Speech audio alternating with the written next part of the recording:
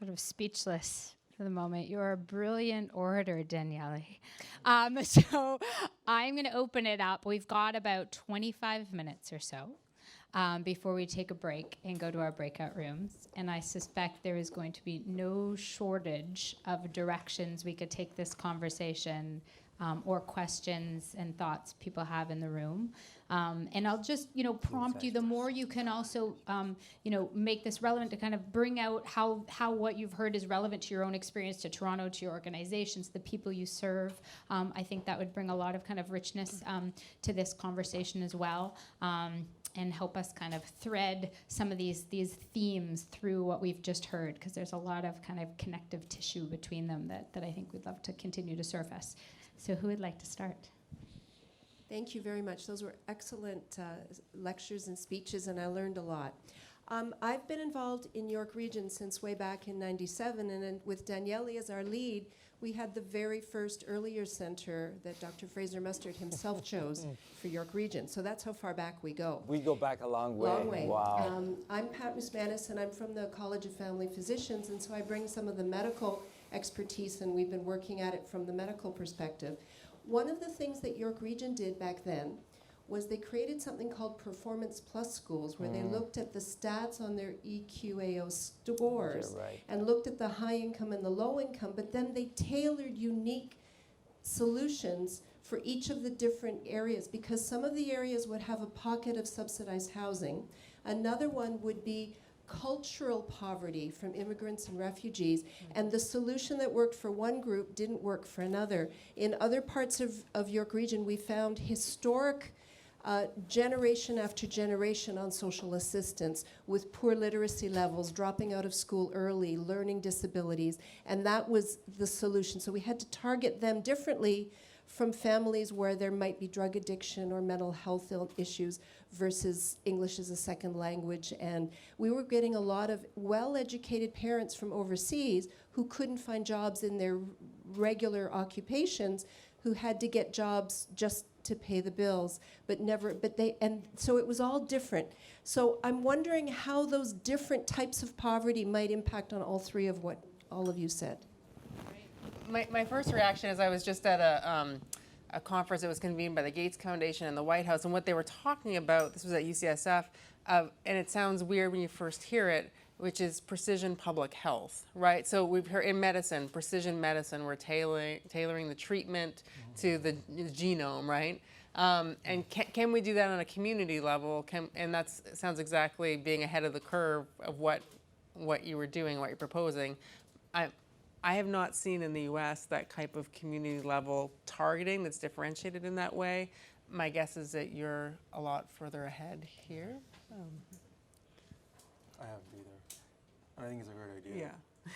Yeah, I don't know how far ahead we are, how much further ahead we are, but I think it's interesting, Pat, that if you stick around long enough in this sector, everything that's old becomes new again. So it's all good, right? Because that just sounds like community development work, where you tailor to the community to meet those needs. And I think it worked in York Region at the time with the schools, and I think there's examples for all of us on whether that works or not. I think the problem is we don't stick to it long enough, because there's all kinds of proof that it takes up to 15 years to even build centers, connection, capital. But because, as a United Way, we would be a culprit of this as well, funding is so cyclical. It's like get in 2 years and then get the hell out. And if we just had the wherewithal to hang in long enough and demonstrate long-term, 20 years, that's the hope, at least. That's my hope until I retire. Who else has a question? My name is Dina Warman. I'm with Children's Services with the City of Toronto, and I support the coordination of the Toronto Child and Family Network. Thank you very much. This was great. I was just wondering, both Candace and Mario, with your research, have you found tools that have helped? Particularly, Mario, with childcare centers, I'm wondering how that social capital was built. Was it and what the different models of childcare were. Maybe some of them were co-op, and that's why, and there were some requirements and parent interaction was a little more intense than some commercial or other types of operations. And then Candace, if there's opportunities or tools or approaches to mitigate the impacts that happen when we're in these mixed communities and perceived inequalities exist. So I actually spent quite a bit of time thinking about this, and so to this question, the data I can bring are the field-based data from the 24 centers I was describing earlier. One of the things that we found, and I should say that we also did a representative samples-based survey of 300 centers across New York. So we did the field work, and then we got a sense of how much of what we were seeing in the field work was consistent across centers in the city. I would say kind of two things. One is I rarely saw any centers in which directors effectively built social capital by trying to build social capital. Almost never worked. And many did. So a lot of directors are professionals who, through have exposed to the social sciences, are aware of some aspect of the impact of social capital. I'm remembering one in a predominantly black, high-poverty neighborhood where almost all of the children are black. Almost all of them would qualify for reduced free lunch if they were in public school. And she was frustrated because she would try to run events and pizza night and whatever to get people to get to know each other because it would be useful, and it never worked. And that was my experience. Some version of that was my experience across the board. And the reason is pretty obvious in retrospect. Everybody's busy. We're all busy. I have seen the data, and I rarely go to parties to meet people if I'm, doing other things. I just don't do it. And so I think that's actually really important. But then, of course, the second point is, well, then what does work? Consistently across the board, what I found was organizations that needed parents to work on something that the organization needed, and that as a byproduct of that effort, the social capital ended up being built. So, for example, there were highly under-resourced organizations that needed to fundraise, for example, I didn't show you this in the slides, but needed to fundraise to get a lot of the kids out to field trips. So in New York, if you haven't been to New York, it's of course a highly dense city like Toronto is, but a lot of the children in the low-income neighborhoods never see green space. Just, they might be 4 or 5 years old that have never seen a park other than the local kind of half-an-acre little park in their neighborhood. I've never seen animals other than sort of rodents. It's true, I've never seen a farm. And so there were several centers that had as a professional mission on the part of the directors to get the kids exposed. 5, 6 times a year, the kids would have to get out of the city. That costs money. It also requires people. So the adult-child ratio in a classroom can be much lower than it can be outside in the field where kids will stick their hands in animal cages and so on. You just need more bodies. So the centers organize themselves to run the field trips or to fundraise for a new swing set. This all sounds very trivial, but it's actually very common to refix the playground outside. They were playing in hot asphalt. How do we get money for that? And all of those activities required parents to figure it out, to show up. You needed a ton of volunteers to run a field trip to the zoo. And it was in the process of that people ended up building the social capital that incidentally ended up actually being really good for people's well-being. So consistently, when I talk about this, the one message I would say is I would not even bother with the parties and the get-togethers. It's just not going to work, especially among sort of mothers of long. You saw the figures. They're working by and large. Or they're in school, or they have work requirements if they're in the United States and they're assistants. But the sort of extracurriculars, so to speak, which everybody believes in, ended up consistently working. And we have, if we email me, I can show you actually data. We know how many childcare centers, how many field trips, for example, the average childcare center did, and how many went to the zoo, and so on. And there are strong associations in the survey data between that and the extent to which the parents ended up building social capital. So I would say that sort of the core mission is that, sort of what is it that the organization needs anyway for its mission that could be helped by social capital. Thank you. great. Yeah, Candace, there was a second question for you. Yeah, well, I think I agree. Social capital is something that happens while you're doing something else, right? I think there's kind of two examples that come to mind. One that's kind of interesting. Have you heard of the walking school bus? Right. So, I mean, this has gotten a lot of attention, both for the benefits for physical fitness, where, routes that kids used to run. So there's those kinds of things where, one of the benefits is that parents get to know each other and do these exact things. But the thing that came to mind for me around what I spend a lot of time thinking about is kind of increasing kids' feeling of belonging, right? And feeling like they're supported or that they belong in a space. And in the U.S., anyway, there's a number of interventions that are happening with first-generation college students that are very kind of brief psychological interventions around making the individual who's coming in, who may be a first-generation student, may not know a lot of people, may not feel like they belong there, a brief intervention which tells them basically two things. One, most people feel this way, and it's going to get better, right? And then they tell the next cohort that comes in. And so the results have been a little bit mixed, but these are very kind of brief interventions focusing on those two things. And now I hesitate in saying this because interventions that kind of target the child in a world that's unjust aren't something that I would put my full stake in, right? I mean, we need to change the structures and build the community, but are there opportunities to recognize that kids might feel like they don't belong or they don't have a network, and to help to change their perspective on that, or to build their confidence to form those bonds? Lee Ford Jones, pediatrician at Sick Children's and from the steering committee. Have you seen any levers or ways to engage people with time and money, sort of, for example, the retired rich in activities with disadvantaged neighborhoods, improving either their understanding of the situation or action that they might take in promoting literacy or skill building? I had heard, for example, around the understanding bit, that in Ottawa, United Way had done Seeing is Believing tours some time ago. I'd be interested in capacity building through the people with time and money. Yeah, you want to start, Danielle?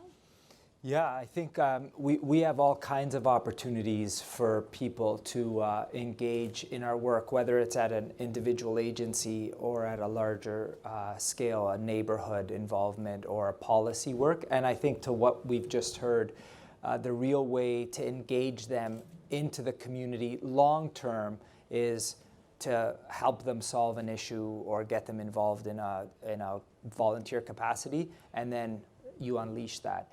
I don't know around the retirees if that's what you were leaning in on. I mean, we found, at least at United Way, that once they leave the workplace and they get involved in other things, and not necessarily through us, but I'm sure they're connected to community and others. Yeah, it does kind of go to that broader question. There's definitely a theme about the within, coming from within, and so where are there opportunities for sort of those outside of communities to support them? I don't know if Mario or Candace have examples of where that's been helpful, or if really kind of the key message here is it really has to start from within. I haven't seen it in the context of, for example, Head Starts or even other kinds of local organizations. I have seen it in the context of business development, where basically former managers or CEOs sometimes will basically try to mentor young people. But I actually think it's a really good idea in this particular context. You can imagine, especially as baby boomers sell their big houses in the suburbs and take the cash and move into the city, which is happening in Boston and a lot of sort of other major cities. They're sort of reconnecting to their lifelong metropolitan areas in a different way. And I think using those resources to connect through childcare centers, through local community organizations, through churches, to bring that skill set back into the community in a leadership form, I think it's a great idea. Actually, I should say there's one example I saw of this, now that I think about it. There's in a neighborhood called Villa Victoria in Boston, which is a predominantly Puerto Rican housing project I studied many years ago. They have a local community organization with a board of directors that was traditionally based on local residents. So this is a housing complex, everybody was low income. In the last few years, and I know this because I was asked to join the board, they've tried to expand the community organization to bring in leaders from the community as a way of, I'm not retired, but as a way of doing a version of what you're, not yet. But Wasn't that birthday? no, thank goodness. I mean, retiring is fun, I'm sure. But what I'm saying, it's a version of what you're talking about, where you can sort of bring skill sets from a different part of the life course or people in a different part of the income distribution into communities. And that might be an example of something kind of like what you're describing. Great. Just to comment on that, as Mario was talking, I mean, it requires support and funding. And I'm not suggesting that everything we do requires money, but when you look at the agencies and the network of the nonprofits that we're referring to, they're having a hard time keeping their lights on and providing programming. And as much as they'd love to embrace the abundance of volunteers, you have to work with them, manage them, and make it a meaningful experience. And so how you bring them in and make it meaningful requires often support and skills. And sometimes it does lead to these bolted-on solutions Yeah. that are kind of made up to engage volunteers in the Yeah. extreme, than ones that you're describing as sort of integrated and thoughtful Yeah. and research-based and evidence-based. Yeah. Okay. Others. Yeah. Hi, I'm Suzanne. I'm from Children's Services as well with the City of Toronto. Candace, for yourself. I was fascinated actually with your, I'm going away, I'm going to look it up, I want to read through it all. But particularly when you were talking about the perceptions that children have of themselves and where they see themselves on the social ladder and the power of that own self-perception leading to various different signs and that direct connection with signs of well-being. I'm wondering if you can, if you looked at this in your study, if you looked at some of the other contributing factors to where children were placing themselves. So within the context of being a mixed neighborhood, and thinking about this in, kids are seeing exposure all the time to various levels of income through their TV, through social media. It's in their face all the time. So I'm wondering about what it is, on one hand, about being within a neighborhood that really, being side by side, and also whether the difference between the association and the social position they place on themselves versus something more direct, discriminatory, like having a poor door, where it's very much you're being told you are different, even though you're sitting side by side. Right. So, yeah, my question's really about those contributing factors. So I think what we've documented it is on kind of this trajectory in the arc. And what I didn't show you today was evidence of a developmental evolution. So when does this first come online? And it seems to be around mid-adolescence that this becomes very predictive. So kids get a little more accurately calibrated because they're judging their family's social position, right? And then, so the question after we figure out, okay, it's not just a negative perception, it's like something about how the kid is encoding where they feel they belong on this ladder is now predicting health outcomes, their physical health, their mental health, and that's pretty robust. So the next question is exactly what you've said, what predicts that? And so what we see is that the composition of people around them, so how much income they have, that predicts. But what we couldn't find in the British study was these were long years between assessments. So what we've done and work that I didn't talk about here is we actually follow kids around on their mobile phones, and we get daily reports of their experiences around perceived discrimination, around interactions, around positive, negative experiences. We have geostamps of where they are. And so we're trying to piece that together in terms of kind of daily feelings of belongingness and belonging and kind of at what point and what age. And whether this is a stable thing, does it change depending on those experiences and can we move it a little? So I don't have the answer to that second part. I know that the inequality piece, just living around people does tend to move where you place yourself on the ladder, but I don't know kind of on a daily level yet. What's the underlying hypothesis there with kind of tracking the data of them using their phone? What are you hoping to learn from that? Right, so we look at a couple things. So we get, the first thing is understanding, we study kids' experiences in poverty, and everyone has probably heard about the 40 million word gap, right? So lower versus higher income kids are exposed to just more words, and that predicts outcomes. So we're interested in something that Clyde Hertzman calls the drip, drip, drip of daily life. So what does it look, what are the daily experiences of living in poverty for these kids in terms of their exposure to positive and negative interactions, to bullying, to kind of other kinds of experiences? What are their travel spaces? How do those differ in terms of where they're spending their time? So kind of getting that higher resolution. And in that process, we've been thinking a lot about, kind of how they view themselves in terms of relative to others. Is that a stable trait of the individual, or does that change depending on what kind of experiences they have or interactions those days? So, and the phones are just a very good way to connect with kids. Hi there. My name is Bill Watson. I'm a family doc at St. Mike's, which is a few blocks away from here. This is fascinating stuff. I'm a guy who works in the trenches with families and kids and with mixed incomes all over the map.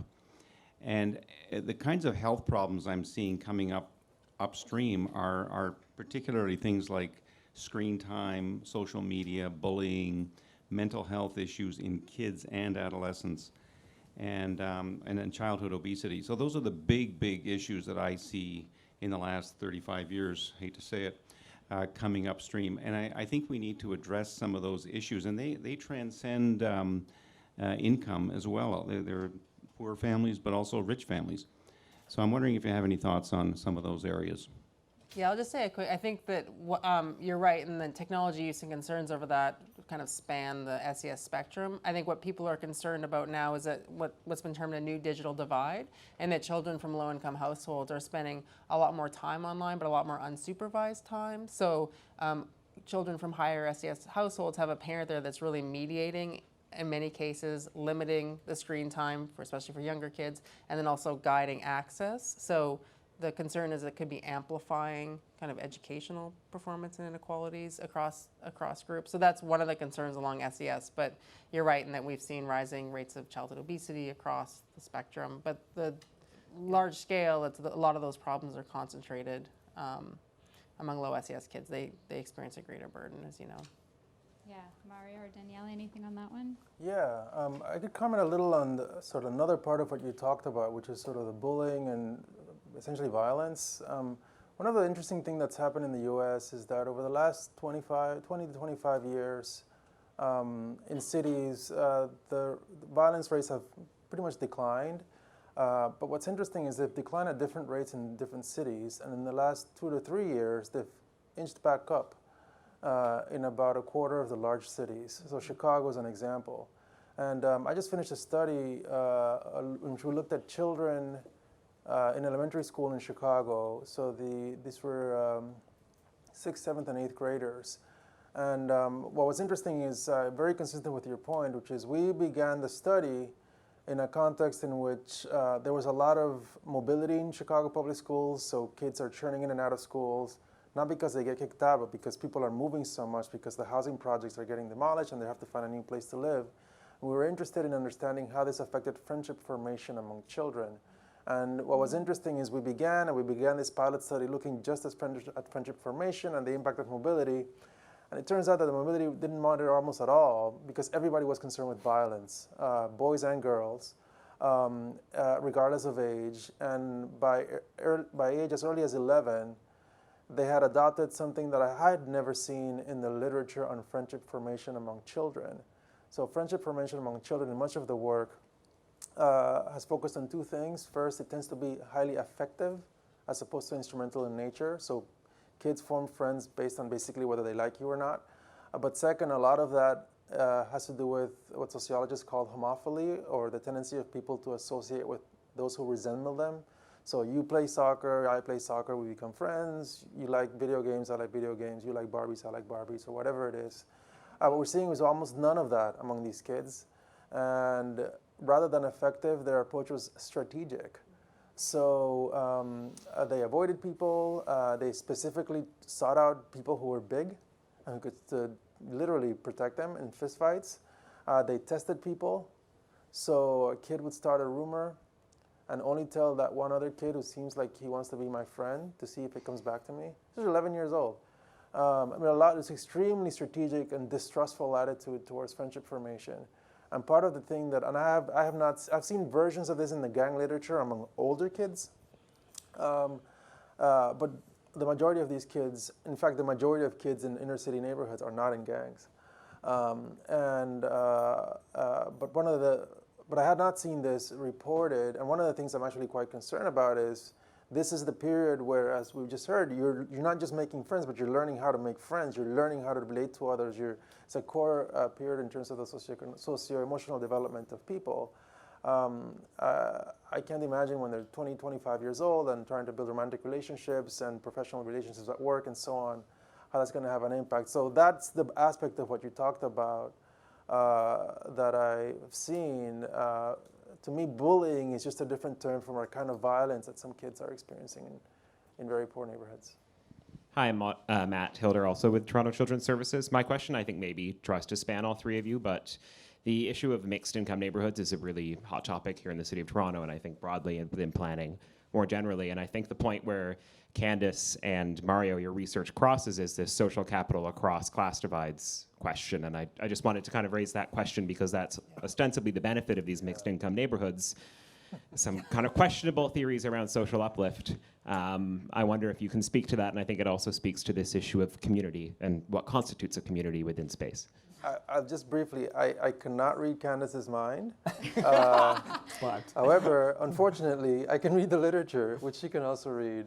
And I can tell you that what you described is something that was very much a part of the conversation 15, 20 years ago. The idea that in mixed income communities, among the things that would happen is the poor would no longer be socially isolated, because now, having connected socially to the people in their neighborhoods, they would have access to the information these people have about jobs, the role models for the kids, the connections to other kinds of resources that are not part of their typical networks. I have not seen any evidence at all of that ever happening. I have not seen it. Perhaps it has happened in some cases. To just give you an example, and if you're interested in this work, Robert Chaskin at the University of Chicago has done quite a bit on this, who has looked, and actually also in some senses Mary Patillo, they have looked at mixed income contexts in Chicago that were designed precisely with this idea in mind. Different language, but it was the same idea. And typically what happens is some version of what you just heard described. Exclusion, people stick within their own social circles, economic circles within the neighborhood. Sometimes there's cultural conflict. I haven't seen much evidence of the thing that people were hoping for. Right, so I think in some ways it's a romantic vision, right, and it's been around for a long time, and thinking about, you see remnants of this in the charter school movement in the United States, of enclaves, of individuals.